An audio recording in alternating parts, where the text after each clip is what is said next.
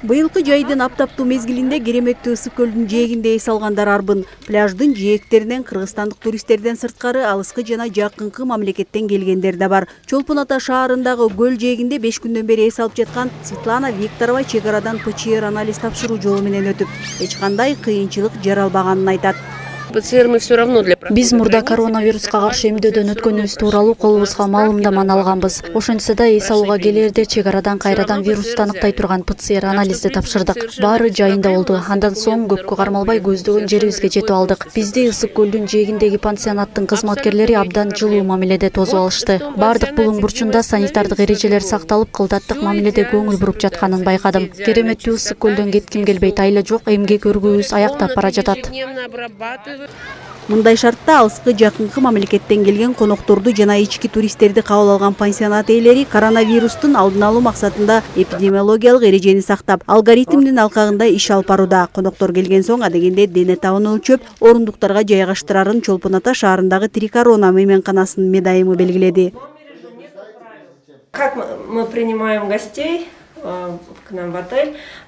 Сначала температуру измеряем, потом они заходят, мы спрашиваем о самочувствии гостей, потом рассказываем, где антисептики, где маски, как у нас в столовой расположены столы, все меры соблюдаются у нас, все санитарные нормы. Айтмакчы, быйылкы жайкы туризмди коопсуз абалга өткөрүү максатында Ысык көл райондук санитардык эпидемиологиялык көзөмөл кызматы бардыгы 1300 мекеме жумасына 2 жолудан көзөмөл жүргүзүүдө. Алгоритмдик эрежеге ылайык 41 мекемеге 91 000 өлчөмдө айыппул салынган. Жылдагыдай эле бизге кайрылуу менен кайрылышат. Мораторий болгондуктан азыр пландык текшерүүлөрдү жүргүзбөй элебиз. Рейдтик текшерүүлөрдү гана жүргүзүп атабыз. Рейдтик текшерүүнүн негизинде бардык Ысык көл районунда жайгашкан мекемелерди, андан тышкары туристтик сезонго даярдыгы боюнча оздоровительный учрежденияларды, детский балдар лагерлерин текшерип, бүгүнкү күндө толук маалыматты даярдаганбыз.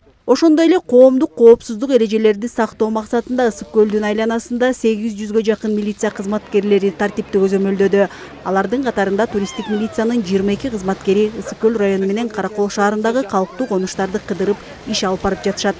Азыркы учурда бул электро скутерлерди бергенге байланыштуу жетишпайт деп айткам болот. Башаламалдык кылмыштуулук бардыгын карайбыз. Менде бир окуя болду. Пансионатка кирип бараткан учурда ошол пансионатта жашап, анан акчасын төлөбөйм деп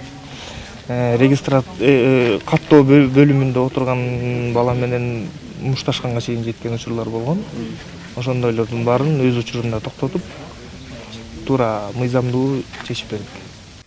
Бул сыяктуу эле санитардык жана коопсуздук эрежелерди көзөмөлдөп жаткан туризм департаменти менен министрлер кабинетинин областтык өкүлчүлүгү жайкы эс алуу мезгилин ийгиликтүү өткөрүүнү башкы максат кылууда. Анын алкагында вируска каршы эмдөөдөн өттү деген 18 мамлекеттен коноктор келиши күтүлүүдө. Биз бүгүн келип күбө болгондой эле ошол пансионаттарды кыдырдык. Ошол пансионаттарды кыдырганда санитардык нормалар сакталып жатканын күбө болдук.